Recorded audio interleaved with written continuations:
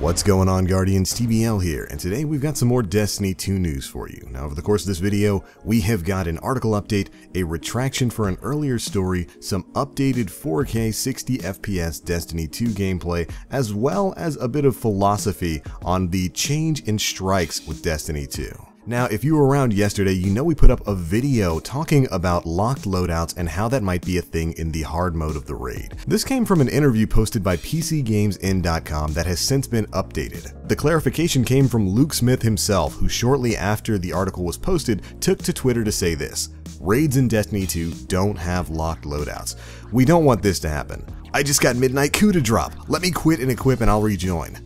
Which is something that I saw a lot of people in the comment section discussing. Well, there's a way to get past this whole lock loadouts if it is in hard raids. You can just drop out in between boss encounters and then change your stuff and come back in. And it looks like Bungie was one step ahead of us on this one. And of course, Luke Smith revealed this in his classic fashion while also dropping potentially a bit of raid information in that tweet. You might notice he used the words Midnight Coup as a drop. Is that going to be some sort of raid weapon or armor? Well, based on the context of the statement, that might be a brand new weapon that we'll be getting sometime during the raid. What a way to reveal that, right? Now, additionally, the article reconfirmed that it is going to be Nightfall strikes that feature this locked loadout kind of modifier in some way, shape, or form, but that it definitely will not be a thing in hard raids. And just to talk a bit on that for a moment, I'm personally happy to hear that this wasn't true. I expressed in our video yesterday that I wasn't really too comfortable with the idea, even though, you know, it would probably provide a good challenge and you would really have to strategize your team to sort of be able to clear a hard mode raid if you couldn't change your loadout once you started it.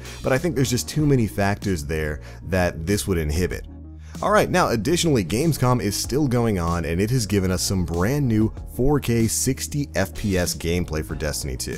For any of you Guardians out there who are in or around Cologne, Germany, head over to Gamescom. They've got Destiny 2 on display there, and you'll be able to basically play a version of the beta that we won't be getting for another couple of days. Now, there's nothing really too new or newsworthy about some of the gameplay we've seen. It's mostly just the same inverted spire strike as well as a bit of PvP, but watching it all in 60 FPS is absolutely breathtaking. The PC version of Destiny 2 looks gorgeous and it plays just as well. Now, additionally, in this new gameplay, you can see some of the balance changes going into effect. Super energy is charging a little bit faster. It's not too significant, but it is charging a bit faster than it was in the previous console beta.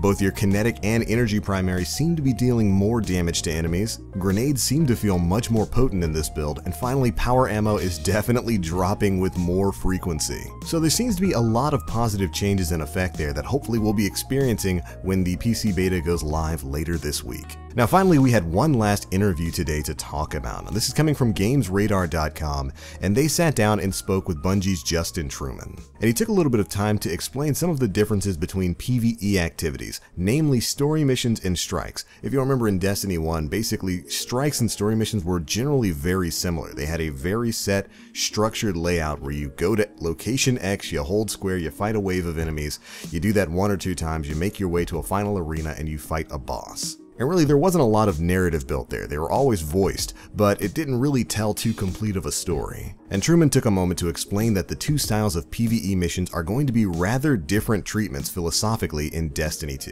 Here's what he had to say. "I think that when we build the strikes, what we're really trying to do is tell a self-contained story about an interesting character, usually an interesting villain, and build a really awesome combat experience that's infinitely replayable.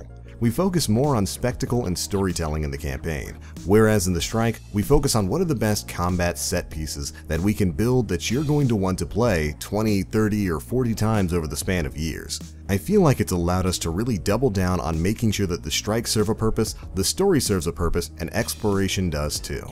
Which seemingly points more towards the fact that strikes are going to be combat-focused experiences, probably a lot more similar to Destiny 1 strikes, where, you know, it does tell a self-contained story, usually about a villain, just building up who that villain is, why you need to take him out, and then giving you bits of lore pieces throughout the strike, but it's mostly focused on combat. While story missions are probably going to be a lot more like the Homecoming mission, where they tell expansive narratives that help to build up the greater game world and what exactly is going on in the main story of Destiny. It looks like there's going to be a much greater focus on cinematic storytelling within the story missions of Destiny 2, and that's alright with me. Also, the last little bit of information for this video comes from Gamescom, with Bungie being asked a bit about their support for the Xbox One X and whether or not Destiny 2 will have a boosted mode to take advantage of that console's greater power output. And the answer is basically no. While other games will be able to take advantage of the Xbox One X's boost mode, Destiny 2 doesn't seem to be one of them. We actually got a list of games that are going to be able to take advantage of the Xbox One X enhanced mode, and Destiny 2 simply isn't on it. Now, is that a definitive answer? No, but it is worth mentioning because Bungie has as of yet said that they don't really have any plans to take advantage of the enhancement mode. But alright, that's it for this quick update video, Guardians. Be sure to let us know how you feel about this stuff down in the comment section below. And if you enjoyed the video, feel free to drop a like and subscribe to stay tuned for more Destiny 2 information. And of course, thanks so much for watching. As always, I am the Black Link. You Guardians, stay frosty.